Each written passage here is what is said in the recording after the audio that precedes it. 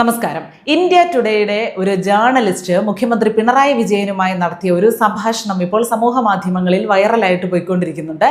അദ്ദേഹത്തിന് കിട്ടിയത് നമ്മുടെ ഇവിടുത്തെ ജേർണലിസ്റ്റുകൾക്ക്, മലയാളി മാധ്യമ പ്രവർത്തകർക്ക് കിട്ടാത്ത ഒരു സൗഭാഗ്യമാണ് എന്ന് പറയാം. കാരണം ഇവിടെ ആരും ചോദിക്കാൻ ശബ്ദം ഉയർത്താത്ത തരത്തിലുള്ള ചോദ്യങ്ങൾ, ചോദിക്കാൻ ഒരുമ്പെടാത്ത തരത്തിലുള്ള വിമർശനാത്മകമായ ചോദ്യങ്ങൾ, കുറിക്കുകൊള്ളുന്ന ചോദ്യങ്ങളൊക്കെയാണ് അദ്ദേഹം ചോദിച്ചത്. അതിന് കൊടുത്ത മറുപടികളും നമുക്ക് കേൾക്കണം, കേട്ടിരിക്കേണ്ട മറുപടികളാണ്. ഏതായാലും പിണറായി വിജയനെ മസാല തേച്ച് പൊരിച്ചെടുത്തിട്ടുണ്ട്. It is a referendum whether you want Mr. Pinarayi Vijayan for 5 more years or you don't want it. That is the main single issue of this election. ഈ വരുന്ന തിരഞ്ഞെടുപ്പ് എങ്ങനെയാണ് നിർണായകമാകുന്നത് എന്ന് ചോദിച്ചാൽ, ഇനി വരുന്ന 5 വർഷക്കാലത്തേക്ക് പിണറായി വിജയനെ നിങ്ങൾക്ക് മുഖ്യമന്ത്രിയായിട്ട് വേണോ വേണ്ടയോ എന്നുള്ളതാണ് എന്ന് ജനങ്ങൾ തീരുമാനിക്കുന്ന ഒരു ഇലക്ഷൻ ആയിട്ടാണ് ഈ വരുന്ന തിരഞ്ഞെടുപ്പിനെ കാണേണ്ടത്. അങ്ങനെയല്ലേ എന്നാണ് അദ്ദേഹം ചോദിക്കുന്നത്. മറുപടി കേട്ടോ. പിണറായി വിജയൻ എന്ന നിലക്കല്ല, LDF ഗവൺമെന്റ്. അതായത് LDF എന്ന് പറഞ്ഞാൽ ഇപ്പോൾ പിണറായി വിജയൻ എന്നാണല്ലോ അർത്ഥം, അല്ലേ? അല്ലേ? ഈ വ്യക്തിയാണല്ലോ ഈ പാർട്ടി, ഈ പ്രസ്ഥാനം. ഇപ്പോ അങ്ങനെയല്ലേ?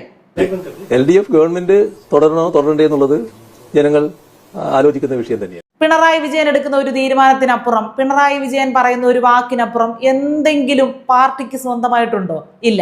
അങ്ങനെയുള്ളവരെന്ത് ചെയ്യണം? പ്രസ്ഥാനത്ത് നിന്ന് പുറത്തു പോകണം. ഇപ്പൊ പ്രസ്ഥാനം എന്ന് പറഞ്ഞാൽ അത് പിണറായി വിജയനാണ്. അതുകൊണ്ട് ചോദ്യം കൃത്യമാണ്, മറുപടി മാത്രം പറഞ്ഞാൽ മതി. But I only see big posters of Pinarayi Vijayan. I see everywhere I go in Kerala, I see only posters of Pinarayi Vijayan. Correct. ഒന്ന് ഷെയ്ക്കാൻഡ് തരാൻ പറ്റിയിരുന്നെങ്കിൽ എൻ്റെ പൊന്ന് ജേർണലിസ്റ്റേ. അദ്ദേഹം പറയുന്നത് കേരളത്തിൽ മുഴുവൻ നടന്നിട്ട് കാണാൻ പറ്റുന്നത് അത്രയും പിണറായി വിജയന്റെ പോസ്റ്ററുകളാണ്. എവിടെ നോക്കിയാലും ഫ്ലെക്സുകൾ, എവിടെ നോക്കിയാലും പോസ്റ്ററുകൾ. മണ്ണിലും മിണ്ണിലും തൂണിലും തുരുമ്പിലും ദൈവം ഇരിക്കുന്നു എന്ന് പറഞ്ഞതുപോലെ മരത്തിലും മതിലിലും വീടിന്റെ ചുവരിലും വരെ ഇപ്പോൾ പിണറായി വിജയൻ എന്ന കാരണഭൂതമാണ് ഇരിക്കുന്നത്. അതെന്താണ് അങ്ങനെ? കാരണം LDF ഗവൺമെന്റ് തുടരണോ എന്നാണ് ജനങ്ങൾ തീരുമാനിക്കുന്നത്. അതിനുവേണ്ടിയുള്ള ഇലക്ഷനാണ് വരുന്നതെന്ന് കറക്റ്റ് ചെയ്തല്ലോ പിണറായി വിജയൻ ചോദ്യകർത്താവിന്റെ ചോദ്യത്തെ. അപ്പൊ പിന്നെ എന്തുകൊണ്ടാണ് വേറൊന്നും ഇല്ലാത്തത്, വേറെ ആരുടെയും ചിത്രങ്ങളില്ലാത്തത്? അല്ലെങ്കിൽ സർക്കാരിനെ സംബന്ധിക്കുന്നതിലുപരി പിണറായി വിജയനെ പുകഴ്ത്തിക്കൊണ്ടുള്ള, പിണറായി വിജയൻ എന്തോ ചെയ്തു എന്ന രീതിയിലുള്ള പോസ്റ്ററുകൾ ഇറക്കുന്നത്? എന്തുകൊണ്ടാണ് പിണറായി വിജയന്റെ മുഖം മാത്രം എല്ലാ പോസ്റ്ററുകളിലും നിറഞ്ഞു നിൽക്കുന്നത്? ചോദ്യമല്ലേ? So is it about Pinarayi Vijayan this election? No. അങ്ങനൊന്നും ഇല്ല. അതൊക്കെ നിങ്ങളുടെ തോന്നലിന്റെ പ്രശ്നമാ.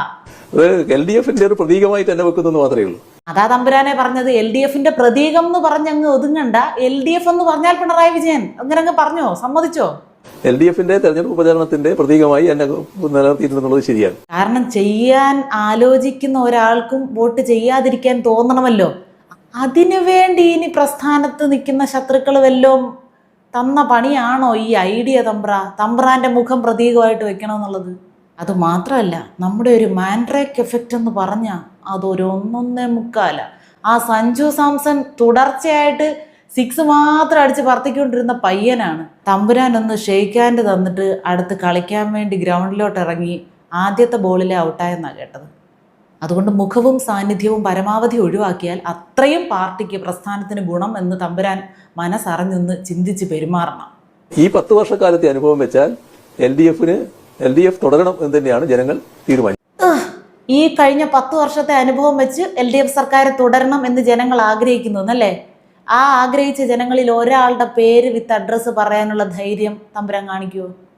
What is your biggest achievement? If you look back at 10 years, what will you tell the voters is your biggest achievement? അയ്യോ മാധ്യമപ്രവർത്തക, അദ്ദേഹത്തിന്റെ അച്ചീവ്മെന്റ് ചോദിച്ചാൽ അദ്ദേഹത്തിന് ഇഷ്ടം പോലെ പറയാനുണ്ട്. ഇതുപോലെ നേട്ടങ്ങൾ കൊയ്ത ഒരു സീസൺ ഇതിനു മുമ്പ് മുഖ്യന്റെ രാഷ്ട്രീയ ജീവിതത്തിലുണ്ടായിട്ടില്ല. ജനങ്ങൾക്ക് മാക്സിമം കോട്ടങ്ങൾ സമ്മാനിച്ച് നമുക്ക് മാക്സിമം നേട്ടങ്ങൾ കൊയ്യുക, അതാണ് നമ്മുടെ മുദ്രാവാക്യം. ഏറ്റവും വലിയ അച്ചീവ്മെന്റ് നമ്മുടെ രാജ്യത്തെ അതിദാരിദ്ര്യമുക്തമാക്കിയ സംസ്ഥാനം. ഏറ്റവും കൂടുതൽ ലോകം ശ്രദ്ധിച്ചൊരു കാര്യമാണ്. ലോകം വിട്ടൊരു കളിയില്ല. രാജ്യമൊന്നും നമുക്കൊരു സംഭവമല്ല, ഒരു വിഷയമല്ല. നമ്മൾ ലോക നിലവാരത്തിലാണ് കാര്യങ്ങളെല്ലാം ചിന്തിക്കുന്നതും നടപ്പാക്കുന്നത്. അതുകൊണ്ട് നമ്മൾ എന്തൊക്കെ ചെയ്താൽ ലോകം ശ്രദ്ധിക്കുമെന്നുള്ളതാണ്. കേരളത്തെ അതിദാരിദ്ര്യമുക്തമായി പ്രഖ്യാപിച്ചു എന്നുള്ളതാണ് ഒരു വലിയ നേട്ടമായിട്ട് കരുതുന്നത്. അതിദാരിദ്ര്യത്തിൽ നിന്നും കേരളം മുക്തമായോ ജനങ്ങൾ മുക്തരായോ എന്നതിനെ പരിഗണിക്കുന്നില്ല. മനസ്സിലായില്ലേ? വാക്കാൽ എന്ത് പറഞ്ഞു എന്നുള്ളതാണ് നമ്മുടെ നേട്ടം. ലോകത്ത് തന്നെ അപൂർവം രാഷ്ട്രങ്ങൾ മാത്രമേ അതിദാരിദ്ര്യമുക്തമായിട്ടുള്ളൂ. അപ്പൊ ഇതായിരുന്നു ഇതിന്റെ പിന്നിലെ ഗുട്ടൻസ്. ആദ്യം നോക്കും, ലോകരാജ്യങ്ങൾക്കിടയിൽ ഏറ്റവും അപൂർവമായി മാത്രം കാണപ്പെടുന്ന നേട്ടങ്ങൾ എന്തൊക്കെയാണ്. വികസനങ്ങൾ എന്തൊക്കെയാണ്, എന്നിട്ട് അതിദാരിദ്ര്യമുക്തമായിട്ട് പ്രഖ്യാപിക്കാത്ത രാജ്യങ്ങളാണ് കൂടുതലുള്ളത്, എങ്കിൽ നമുക്കങ്ങ് പ്രഖ്യാപിച്ച് variety പിടിച്ചേക്കാം. Extreme poverty you have removed, but the fact is that Kerala in terms of youth unemployment. Yes, extreme poverty you have overcome, but there are no jobs for them. നമ്മുടെ മാധ്യമ പ്രവർത്തകരുടെ ഒന്നും വായിൽ നിന്ന് മുഖ്യന്റെ മുന്നിൽ വെച്ച് ഉയരാത്ത ചോദ്യമാണ്. ഇവിടെയൊക്കെ കുറെ പെയ്ഡ് ഇന്റർവ്യൂകൾ നടത്തി, വെളുപ്പിക്കൽ ഇന്റർവ്യൂകൾ, ഒരെണ്ണത്തിന്റെ ഒന്നും വായിൽ നിന്ന് ഇമാതിരി ചോദ്യങ്ങൾ വരുന്ന കേട്ടില്ല. ഇവിടെ അതിദാരിദ്ര്യമുക്തമാക്കി എന്നൊക്കെ നിങ്ങൾ പറയുന്നത് ശരി, സമ്മതിച്ചു. പക്ഷെ ഇവിടുത്തെ യുവാക്കൾക്കിടയിലെ തൊഴിലില്ലായ്മ എന്ന വലിയ പ്രശ്നം, വ്യവസായങ്ങൾ ഇവിടെ വളരുന്നില്ല. വ്യവസായങ്ങൾ വളരാനുള്ള എല്ലാ അന്തരീക്ഷവും ഇവിടെയുണ്ട്, അല്ലേ? അഭ്യസ്തവിദ്യരായിട്ടുള്ള യുവാക്കൾ ഇവിടെയുണ്ട്, റവന്യൂ ഉണ്ട്, അതിനുള്ള എല്ലാ സാഹചര്യങ്ങളും ഉണ്ടായിട്ടും എന്തുകൊണ്ട് വ്യവസായങ്ങൾ ഇവിടെ വലിയ തോതിൽ വ്യവസായ സംരംഭങ്ങൾ ഇവിടെ ആരംഭിക്കുന്നില്ല? വലിയ വലിയ ഫാക്ടറികൾ എന്തുകൊണ്ട് ഇവിടെ വരുന്നില്ല? വലിയ വലിയ നിക്ഷേപങ്ങൾ എന്തുകൊണ്ട് ഇവിടെ സംഭവിക്കുന്നില്ല? എന്തുകൊണ്ട് യുവാക്കൾ ഇപ്പോഴും തൊഴിലില്ലായ്മയാൽ കേരളത്തിൽ വലയുന്നു? ഉത്തരം ജോലിയുടെ കാര്യത്തിൽ നല്ല രീതിയിലുള്ള മാറ്റം ഞങ്ങൾ കൊണ്ടുവന്നിരിക്കുകയാണ്. തൊഴിലുറപ്പ് ഞങ്ങളുടെ കുഞ്ഞാണെന്ന് പറഞ്ഞായിരുന്നു. അതിലൂടെ തൊഴിലുറപ്പിന്റെ മുന്നോട്ടുള്ള വളർച്ച ഞങ്ങൾ ഉറപ്പുവരുത്തിയിട്ടുണ്ട്. തൊഴിലുറപ്പ് ആര് കൊണ്ടുവന്നതാണെങ്കിലും ഞങ്ങളാണ് പണി കൊടുക്കുന്നതെന്ന് പറഞ്ഞിട്ടുണ്ട്. അത് ഒന്ന്. പിന്നെ യുവാക്കളെന്നോ കൊച്ചു കുട്ടികളെന്നോ വൃദ്ധരെന്നോ ഒന്നും ഇല്ലാതെ എല്ലാവർക്കും സ്ഥിരമായിട്ട് പണി കൊടുക്കാൻ ഞങ്ങൾ ശ്രമിക്കുന്നുണ്ട്. പല രീതിയിലുള്ള പണികൾ കൊടുക്കുന്നുണ്ട്. കുറേ പേരൊക്കെ ആ പണിയിലൂടെ ജീവന്റെ കാര്യത്തിൽ ഒരു തീരുമാനമാക്കുന്നുണ്ട്. പിന്നെ പിൻവാതിലിലൂടെ ഞങ്ങൾ കൃത്യമായിട്ട് ഞങ്ങളുടെ ആളുകളെയൊക്കെ കയറ്റി ഓരോരുത്തർക്ക് ഇരുത്തുന്നുണ്ട് കേട്ടോ. വേക്കൻസി വരുന്നതനുസരിച്ചും അല്ലെങ്കിൽ അവർക്ക് വേണ്ടി വേക്കൻസി ഉണ്ടാക്കിയും ഒക്കെ ഇരുത്തുന്നുണ്ട്. അതുകൊണ്ട് തൊഴിലില്ലായ്മയാൽ ഇവിടെ വലയുന്നു എന്ന് പൂർണ്ണമായിട്ടും അങ്ങനെ നമുക്ക് സമ്മതിച്ചു തരാൻ പറ്റത്തില്ല. കേരളത്തിലെ ഉന്നത വിദ്യാഭ്യാസ യോഗ്യത വലിയ തോതിൽ സമ്പാദിക്കാൻ കഴിയുന്ന സാഹചര്യം വന്നിട്ടുണ്ട്. ഉന്നത വിദ്യാഭ്യാസ യോഗ്യത സമ്പാദിക്കുന്നുണ്ട്, പക്ഷേ അതിവിടെ പ്രയോജനപ്പെടുത്തുന്നില്ല, നാട് വിട്ട് ഓടുകയാണ്. അതാണ് യാഥാർത്ഥ്യം. അവർക്ക് അവരാർജിച്ച വിദ്യാഭ്യാസ യോഗ്യതയ്ക്കും നൈപുണ്യത്തിനും അനുസരിച്ചുള്ള ജോലി ഇവിടെ തന്നെ ലഭ്യമാക്കാനുള്ള നടപടികളാണ് ഞങ്ങൾ തുടർന്നത്. ആ നടപടികൾ എന്തൊക്കെയാണെന്ന് അദ്ദേഹം ചോദിച്ചത്. ബഹുരാഷ്ട്ര കമ്പനികൾ ധാരാളം കേരളത്തിലേക്ക് വരികയാണ്. ഞങ്ങളിപ്പോൾ ഈസ് ഓഫ് ഡൂയിങ് ബിസിനസ്സിൽ രാജ്യത്ത് ഒന്നാമത്തെ സംസ്ഥാനമാണ്. അങ്ങനെ സൂക്ഷിച്ച് ഈസ് ഓഫ് ഡൂയിങ് ബിസിനസ് ഒക്കെ സൂക്ഷിച്ച് പറയണേ, ബഹുരാഷ്ട്ര കമ്പനികളൊക്കെ സൂക്ഷിച്ച് പറയണേ. നമ്മളൊരു കമ്മ്യൂണിസ്റ്റ് ആണ്, തൊഴിലാളി വർഗ പ്രസ്ഥാനത്തിന്റെ നേതാവാണ്. ഇപ്പൊ ചോദ്യം വരും, You are giving Kerala away to corporate companies. That in the name of privatization, some corporate companies are taking over. This is not the real left. പിടിച്ച് ഞങ്ങള് പൊതുമേഖലാ സ്ഥാപനങ്ങൾക്കാണ് മുൻതൂക്കം കൊടുക്കുന്നത്. കടക്കുന്ന കപ്പിയും കയറും. കുറച്ച് മുമ്പ് പറഞ്ഞ് ബഹുരാഷ്ട്ര കമ്പനികളൊക്കെ യുവാക്കൾക്ക് ജോലി കൊടുക്കാൻ വേണ്ടി ഇങ്ങോട്ട് പാഞ്ഞു വരുന്നുണ്ട്, ഞങ്ങളെല്ലാവരെയും ക്ഷണിച്ചിട്ടുണ്ടെന്ന്. അന്നേരം നിങ്ങൾ യഥാർത്ഥ കമ്മ്യൂണിസ്റ്റ് ആണോ, ഒറിജിനൽ ലെഫ്റ്റ് ആണോ, റിയൽ ലെഫ്റ്റ് ആണോ നിങ്ങളെന്നുള്ള ചോദ്യമൊക്കെ വന്നപ്പോ കോർപ്പറേറ്റുകൾക്ക് നിങ്ങളുടെ സ്ഥാപനങ്ങൾ കൊടുക്കുക, അല്ലെ നിങ്ങളുടെ പിള്ളേരെ കൊടുക്കുന്ന രീതിയിലേക്ക് പോകുകയാണെങ്കിൽ നിങ്ങളൊരു യഥാർത്ഥ കമ്മ്യൂണിസ്റ്റ് ആണോ എന്നുള്ള ചോദ്യം വന്നപ്പോൾ ഞങ്ങൾ പൊതുമേഖലാ സ്ഥാപനങ്ങൾക്കാണ് പ്രാധാന്യം കൊടുക്കുന്നത്. കോർപ്പറേറ്റുകളെ ഞങ്ങൾ വളർത്തത്തില്ല. വിഴിഞ്ഞം തുറമുഖവുമായിട്ട് അദാനിക്ക് യാതൊരു ബന്ധവുമില്ല. കമല ചേച്ചിയുടെ പെൻഷനിൽ നിന്നെടുത്ത വിഴിഞ്ഞം പോർട്ട് മുഴുവനായിട്ട് നിർമ്മിച്ചത്. സത്യം.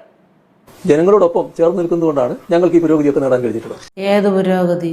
ആർക്ക് നിങ്ങളുടെ പുരോഗതിയെ കുറിച്ച് ജനങ്ങളുടേതാണെന്ന് തെറ്റിദ്ധരിച്ച്. അവർക്ക് നല്ല പുരോഗതിയുണ്ട്.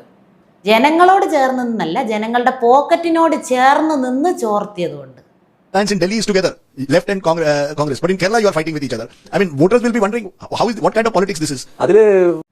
അത് അങ്ങനൊന്നും ചോദിക്കരുത്. അങ്ങനെയൊക്കെയുള്ള ചോദ്യങ്ങൾ ചോദിച്ചാൽ മറുപടി പറയേണ്ടത് എങ്ങനെയാണെന്ന് എനിക്ക് അറിഞ്ഞുകൂടാ. ആ ചോദിച്ച ചോദ്യം ഇപ്പോഴാണ് ഒരു ചോദ്യമായിട്ട് തന്നെ മുഖ്യൻ്റെ മനസ്സിലേക്ക് വന്നത്. ശരിയാണല്ലോ, ഇവിടെ കോൺഗ്രസ്സുകാരുമായിട്ട് മുട്ടനടി, ഡൽഹി ചെല്ലുമ്പം ഇന്ത്യ സഖ്യം, അവരുമായിട്ട് ഒന്നിച്ച് കൈകോർത്ത് നിൽക്കണം. എന്താണെന്നൊരു പിടിയില്ല അങ്ങൊന്നിന്. ഇങ്ങനെയുള്ള ചോദ്യങ്ങളൊന്നും ചോദിക്കരുത്. മലയാളി ആയിരുന്നെങ്കിൽ കടക്ക് പുറത്ത് എപ്പോഴേ കിട്ടിയേനെ. Corruption, Sabarimala gold theft case. Wherever they go, they raise Sabarimala gold theft case. അടുത്ത ചോദ്യം, ശബരിമല സ്വർണ്ണക്കൊള്ള. മിത്തപ്പാ കാത്തോണേ. കേരളത്തിന്റെ അനുഭവത്തിൽ 2011-16 കാലത്ത് UDF ഗവൺമെന്റ് കാണിച്ച അഴിമതി വളരെ വലുതായിരുന്നു. വേറൊന്നും പറയാനില്ല. 2011-16 കാലത്ത് UDF കാണിച്ച അഴിമതിയെക്കുറിച്ചാണ് സ്വർണ്ണക്കൊള്ളയുടെ കാര്യം ചോദിച്ചപ്പോൾ മുഖ്യമന്ത്രിക്ക് പറയാനുള്ളത്. ഇപ്പൊ തന്നെ നിലപാട് വ്യക്തമായി കാണുമല്ലോ. ആളുടെ വ്യക്തിത്വം പിടികിട്ടി കാണുമല്ലോ ജേർണലിസ്റ്റിന്. വല്ലാത്ത വൃത്തികെട്ട ഒരു അവസ്ഥ കേരളത്തിലുണ്ടായിരുന്നു. ഇപ്പോ അതിൽ നിന്ന് മാറി പച്ച മലയാളത്തിൽ പറയുകയാണെങ്കിൽ ഉത്തരം മുട്ടുമ്പോൾ കൊഞ്ഞനം കാണിക്കുന്നത് ഇതാ ഇങ്ങനെയാണ്. 2026 തെരഞ്ഞെടുപ്പിൽ 2021 ഞങ്ങൾക്ക് കിട്ടിയതിനേക്കാളും കൂടുതൽ സീറ്റ് ഞങ്ങൾക്ക് ലഭിക്കുമെന്ന് ഉറപ്പാണ്. പല്ലിയും ചൊല്ലി കിട്ടും കിട്ടും. വാരി എടുക്കാൻ വലിയ കുട്ടം നോക്കി പെറുക്കി വെച്ചോണേ. This is your last election, win or lose. Whether you win or whether you lose, is this Pinarayi Vijayan's last election? അത് ചോദിക്കണോ? ജീവന്റെ തുടിപ്പുള്ളിടത്തോളം കാലം ഇവിടെ തന്നെ കാണും, ഇറങ്ങിപ്പോവില്ല അല്ലേ? ഇപ്പൊ കേട്ടോ, അത് പറയാൻ പറ്റില്ല, അത് പാർട്ടി തീരുമാനിക്കേണ്ട കാര്യമാണ്. എന്തൊരു എളിമ. പാർട്ടി തീരുമാനിക്കേണ്ട കാര്യമാണെന്ന് പറഞ്ഞാൽ ഞാൻ തീരുമാനിക്കേണ്ട കാര്യമാണ്, ഞാനത് തീരുമാനിച്ചോളാന്ന്. നീണാൾ വാഴാൻ വേണ്ടി ഇരിക്കുന്ന ആളോടാണ് റിട്ടയർമെന്റിന്റെ കാര്യമൊക്കെ ചോദിക്കുന്നത്. Pinarayi Vijayan has become bigger than the party. That is why some left people have even left the party because you are bigger than the party. You are saying party will decide. Kerala രാഷ്ട്രീയത്തെക്കുറിച്ച് കൃത്യമായിട്ട് അറിയാവുന്ന journalist ആയതുകൊണ്ട് രക്ഷപ്പെട്ടു കേട്ടാ. പിണറായി വിജയനാണല്ലോ പാർട്ടിയേക്കാൾ വലുത്. അതുകൊണ്ട് പാർട്ടിയുടെ തീരുമാനത്തിന് മുകളിൽ നിൽക്കുന്നത് പിണറായി വിജയന്റെ തീരുമാനമാണെന്ന് ഞങ്ങൾക്കറിയാം. അതുകൊണ്ടാണ് നിങ്ങളുടെ തീരുമാനം ചോദിച്ചത്. മറ്റുള്ള നേതാക്കളോടൊക്കെ ആണെങ്കിൽ പ്രസ്ഥാനങ്ങളുടെ തീരുമാനമേ ചോദിക്കുകയുള്ളൂ, പ്രസ്ഥാനത്തിനോട് ആലോചിച്ച് തീരുമാനം എടുക്കുന്ന ആളുകളുടെ അടുത്ത്. ഇത് പിന്നെ നമ്മളാണല്ലോ പ്രസ്ഥാനം. പാർട്ടിയേക്കാൾ മുകളിലായിട്ട് നമ്മൾ നിന്നുകൊണ്ടാണല്ലോ ലെഫ്റ്റിന്ന് പലരും അങ്ങ് ലെഫ്റ്റ് ആയത്. എന്തുകൊണ്ടാ? ഇരുന്ന് വിയർക്കാതെ മറുപടി പറ. വസ്തുതാവിരുദ്ധമായ കാര്യമാണ്, തീർത്തും വസ്തുതാവിരുദ്ധമായ കാര്യമാണ്. ഒന്നും കൂടെ പറ. അപ്പൊ 3 പ്രാവശ്യം ഊന്നി പറഞ്ഞ് നമുക്കത് സ്ഥാപിക്കാം. തികച്ചും വസ്തുതാവിരുദ്ധമാണ്. പാർട്ടിക്ക് മുകളിലല്ല പിണറായി വിജയൻ, കേട്ടോ. That is not factual. That you are bigger than the party. That people, as I said at the very start, ഞങ്ങൾ എല്ലാവരും പാർട്ടിക്ക് വിധേയരാണ്. അതെ, ബാക്കി എല്ലാവരും പാർട്ടിക്ക് വിധേയരാണ്, ഞാൻ ഒഴികെ. ഞാൻ പറയുന്നതിനെല്ലാം വിധേയരായിട്ട് അതെല്ലാം കേൾക്കാന്നുള്ള ആളുകൾ പാർട്ടിയിൽ തുടർന്നാൽ മതി. അതാണ് പറഞ്ഞു വരുന്നത്. ആരും പാർട്ടിക്ക് അതീതരല്ല. Okay, I know you are very busy. പെട്ടെന്ന് നോക്കെ പറഞ്ഞ് അങ്ങ് അവസാനിപ്പിച്ചേക്കാം. അല്ലെങ്കിൽ ഇയാൾ ഇന്നെ പരിപ്പും കടലയും ഒന്നിച്ചെടുക്കും. അതുകൊണ്ട് പെട്ടെന്ന് നോക്കെ പറഞ്ഞ് അങ്ങ് അവസാനിപ്പിക്കുകയാണ്. ഏതായാലും നല്ല കിടിലൻ ചോദ്യങ്ങൾ, കുറിക്കൊള്ളുന്ന ചോദ്യങ്ങൾ, വിമർശനാത്മകമായിട്ടുള്ള ചോദ്യങ്ങളൊക്കെ ഉന്നയിച്ച ആ ജേർണലിസ്റ്റിന് അഭിനന്ദനങ്ങൾ. ഇവിടുത്തെ ഒരൊറ്റ മാധ്യമപ്രവർത്തകരും കാണിക്കാത്ത ചങ്കൂറ്റം അങ്ങ് കാണിച്ചു. ഞങ്ങളൊക്കെ ചോദിക്കാൻ ആഗ്രഹിച്ചിരുന്ന ചോദ്യങ്ങൾ മാധ്യമപ്രവർത്തകരെന്ന് ചോദിച്ചിരുന്നെങ്കിൽ എന്ന് ഒരുപാട് പ്രാവശ്യം ആവർത്തിച്ച് ആഗ്രഹിച്ച ചോദ്യങ്ങൾ ചോദിച്ചതിന് വളരെയധികം നന്ദി. ഇവിടുത്തെ മാപ്രകൾ കണ്ടു പഠിക്കുക.